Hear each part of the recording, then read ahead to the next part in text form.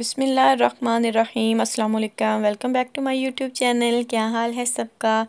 उम्मीद करती हूँ ठीक ठाक होंगे, खैर खैरियत से होंगे और सबकी ईद जो है वो यकीनन बहुत अच्छी गुजरी होगी और सब लोगों ने खूब गोश्त की रेसिपीज़ बनाई होंगी, बारबेक्यू किए होंगे।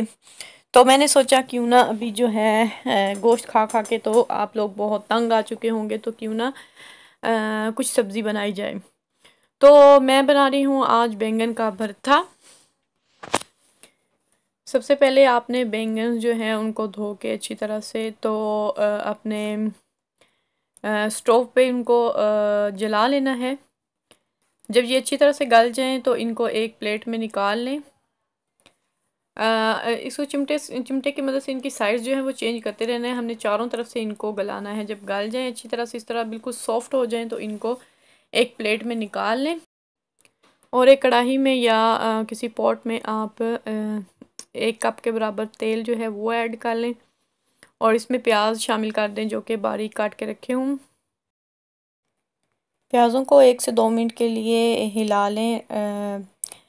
लाइट गोल्डन कलर होने तक इनको पकाएं और थोड़े से जब सॉफ्ट हो जाएं तो इसमें लहसुन जो है वो शामिल कर लें।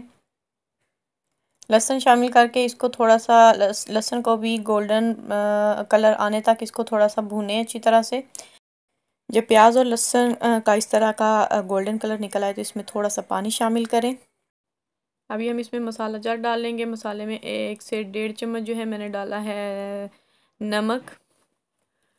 1 चम्मच जो है वो ज़ीरा डाला है, छोटी चम्मच है ये। और 1 छोटी चम्मच क्रश्ड चिलीज़ हैं वो डाली हैं।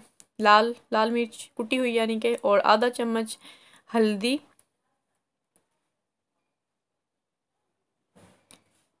1 छोटी चम्मच लाल मिर्च पिसी हुई। और इसको अच्छी तरह से मिक्स करके 1 से 2 मिनट के लिए पका लेंगे। और फिर इसमें शामिल कर देंगे टमाटर, अदरक जो मैंने पीस के रखा हुआ है, और साथ में हरी मिर्चें जो काट के रखी हुई हैं।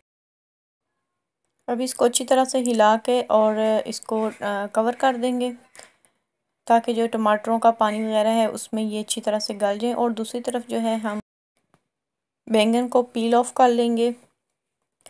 इनके छिलके सारे इस तरह से आराम से उतार लें क्योंकि ये बहुत सॉफ्ट हैं तो आराम से उतर जाएंगे। सारे छिलके जो हैं इनको उतार के तो इसको इस तरह से साफ़ करके काट लें, छुरी की मदद से बारीक बारीक काट लें। इस तरह भी ठीक है, या फिर अगर आप चाहें तो जो है किसी चीज़ के साथ इसको पीस सकते हैं।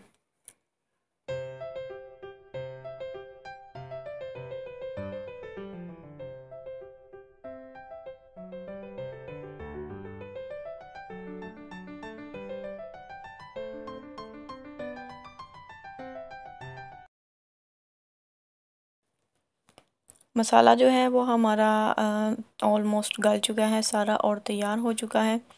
अब इसको अच्छी तरह से हिला लेंगे ताकि जो है ये मिक्स होके बिल्कुल बारीक हो जाए।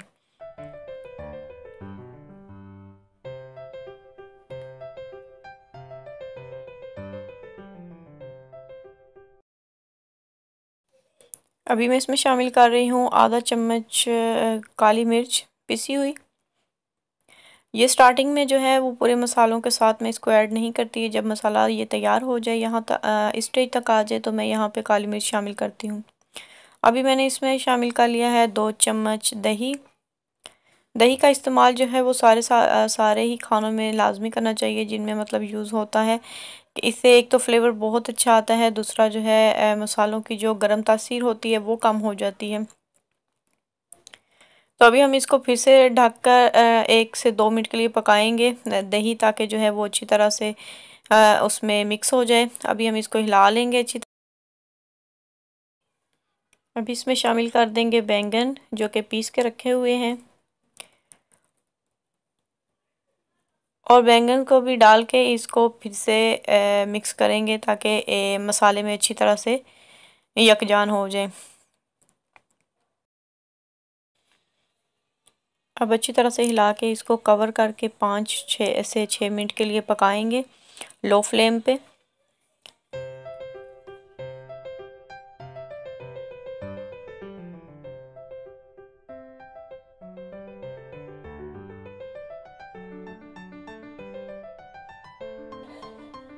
अब मैं इसमें ऐड कर दूंगी आलू और आलूओं को अच्छी तरह से मिक्स करके हम पकाएंगे। और मैं आलू बैंगन में पानी शामिल नहीं करती क्योंकि आलू जो हैं वो बारीक कटे हुए हैं, तो ये जल्दी गल जाएंगे। इनको मैं कवर करके लो फ्लेम पे 10 मिनट तक के लिए इनको पकाऊंगी, लेकिन दरमियान में आप ज़रूर एक दो दफ़ा जो है वो चेक करते रहें, कहीं नीचे जो है वो लग ना जाए। जी तो आलू गाल चुके हैं और हमारा बहुत ही मज़ेदार बैंगन का भरता आलू के साथ तैयार हो चुका है। सब्ज़ धनिया बारीक काट के उसे गार्निश कीजिए और चपाती के साथ या नान के साथ सर्व करें। वीडियो पसंद आए तो इसको लाइक कीजिए और कमेंट करके मुझे ज़रूर बताइए कि आपको ये रेसिपी कैसी लगी, और मेरे चैनल को सब्सक्राइब करना बिल्कुल भी मत भूलिएगा। मुझे दीजिए इजाज़त। अल्लाह हाफिज़।